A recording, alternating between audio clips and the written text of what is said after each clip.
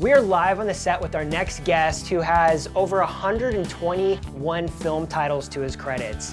One of his first being Thriller with Michael Jackson, The Return of the Living Dead, The Rock, There's Something About Mary, Shallow Hell, 13 Going on 30, The Hangover, Zombieland, 127 Hours, and The Three Stooges. I'm talking about makeup special effects master Tony Gardner. Tony, welcome to the show. Thanks for having me. Yeah, so we like to kind of start off by where are you originally from and what kind of inspired you to be in Hollywood? Okay, well, I grew up in Ohio. I was the weird kid in the neighborhood that made weird movies and got all my friends to do them with me. I was interested in magic and theater and filmmaking, and it wasn't a career choice in Ohio.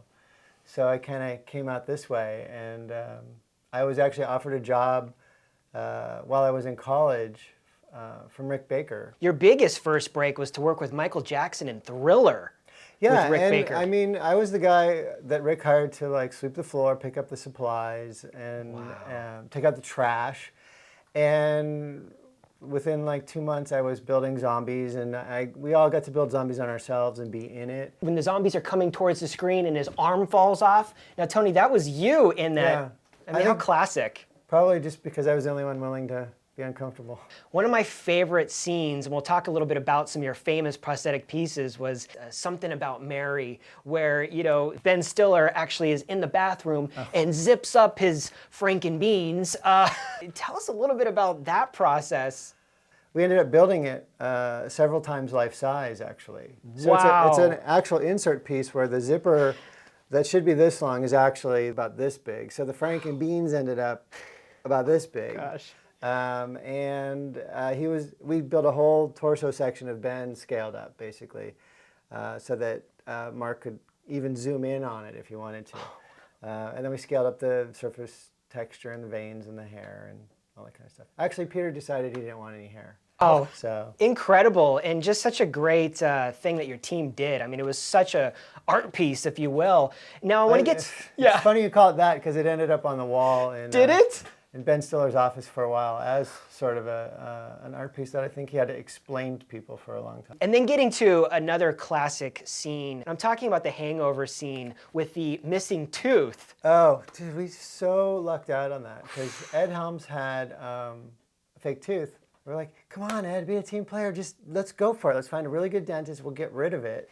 But we had to do like a veneer that included the tooth prior to the gap, and then once the gap was there, we had to actually build up the whole gum area. The amazing prosthetic piece you were able to do with James Franco, of course, in 127 hours. Amazing with that arm and what your team and what you guys were able to do. So we had multiple arms with all the interior, and we designed it so that you could go through each layer of muscle individually. Wow. And they would have all the right textures, and that the proper areas would bleed. The skin had the right compression, and then the musculature underneath that, and the subcutaneous layer. Everything was accurate.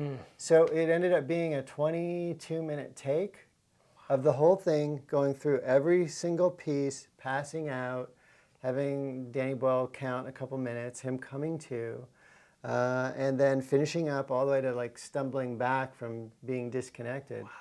And at the end of the shoot day, Danny apparently canceled the last day and a half of the shoot because he didn't need the inserts. He's like, I think we got what we need. Got everything you need. You know, Tony's gotten a chance to work with all kinds of great people. And one that was really dear to my heart, and I'm sure is very dear to yours as well, is working with Gwyneth Paltrow in Shallow Hell. Yeah, that was a tricky one. It was really tricky because it was Gwyneth, and they wanted Gwyneth to be recognizable, but what makes her recognizable is the big eyes, the thin lips, and very angular, delicate features. And if someone's going to put on weight, the first thing that's going to go is your lips will fill out, your face will fill in, and so the reality of weight gain was sort of what we were fighting. So we sort of had to kind of stylize Gwyneth's character a little bit so that you could still see who she was in there. Another Hollywood factoid about Tony is that his daughter was actually in the movie and played Cadence, kid number 1 in the burn ward there. Amazing. So that was neat. You were able to put on things on your Well, daughter at the time. My family's a bit messed up. I called up Peter and Bobby, and I'm like, I know a kid who will wear all this stuff. I know you can get the shot, the reveal. I don't know about the acting part. I know you can get the reveal of a little kid wearing it on set who won't freak out. I said, beyond that, you might have to do over the shoulder somebody else or whatever. And he's like, well, why don't you just have her come in and audition with everybody else? And she went to the audition, and they loved her, and they gave her the part right then and there. Oh, she did such an amazing job to that scene and to that movie. I mean, and she was 7. Wow. And she had to sit and do a bald cap, and then the prosthetics, and then the wig. Wow. And then go on set. She had a blast, and she had so much fun, and Gwyneth was like carrying her around and reading stories to her off to the side of the set, and she just had so much fun. She's like, this acting thing is really fun. I'd really like to do this again. But only if it's with Gwyneth. We're like, yeah, awesome. Home free, good. Okay, we didn't totally ruin her. Oh, that's awesome. Well, now we're back here with Tony, the master of special effects, and now there's an animatronics here that he's going to be able to show us. One of my favorite parts of this show, because we're able to now see how you guys work these things. What do you have here for us, Tony? This is an animatronic character that was done for a Daft Punk music video called Technologic. Let me turn him on. Or perhaps he's already on. Wow. The DJ here is controlled via these cables, mostly, this big bundle that comes out of his body. Oh, cool. To all the puppeteers that operate the larger movements. And then the facial features like the eyeballs, the eye blinks, and the eyebrows are radio controlled, like a car controller is. But everything else is really sort of like bike cable operated. And quite literally, this is a bike brake, but these would represent like a leg, a knee, a foot. It's all one-to-one movement, basically. Okay, so basically, these are your eyes, eye rotation, and then you've got your eye blink, upper or lower. They operate independent of each other or together. Oh, very so cool. It's on a diagonal, the open and close. And then this is where you're looking around.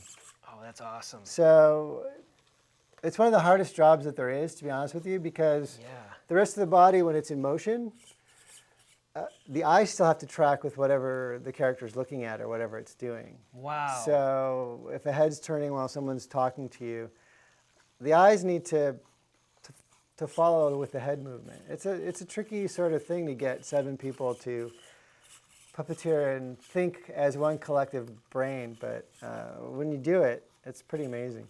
It is really amazing. Yeah, wow. I mean, this is just so neat how, like you said, it's a lot harder than people would ever think. I mean, this is definitely right. Yeah.